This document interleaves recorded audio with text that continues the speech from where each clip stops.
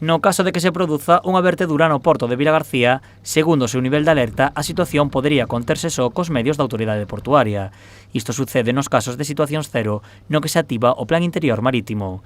Para poñer en práctica este plan, o Porto realizou este martes unha actuación de simulacro. Pues el ejercicio que propusimos para el día de hoy es la detección de una mancha, en principio, que parece de hidrocarburos, que procede de un barco que está atracado en el muelle comercial este. Alguien detecta esa mancha, en este caso personal de la autoridad portuaria, lo pone en conocimiento del centro de control, vamos a inspeccionar, comprobamos que efectivamente hay un vertido, avisamos al buque y activamos el protocolo. O simulacro permitiu aos traballadores do Porto e as administracións mellorar a coordinación e a axilidade nos casos de activación do Plan Interior Marítimo. Poner en práctica lo que viene en nuestro Plan Interior Marítimo, recordarlo, que los trabajadores conozcan bien cada una de sus funciones, sobre todo activar la coordinación con las demás administraciones, que también es muy importante.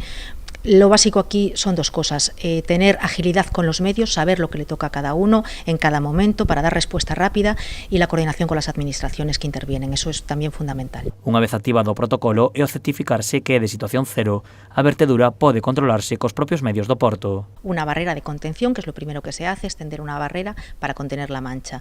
Luego se recoge con un skimmer esa mancha, se vierte en un depósito y luego se lleva a un tanque de recogida. Luego se recoge, una vez está la mancha contenida, recogida, se retiran los medios, se limpian los medios y se vuelven a guardar.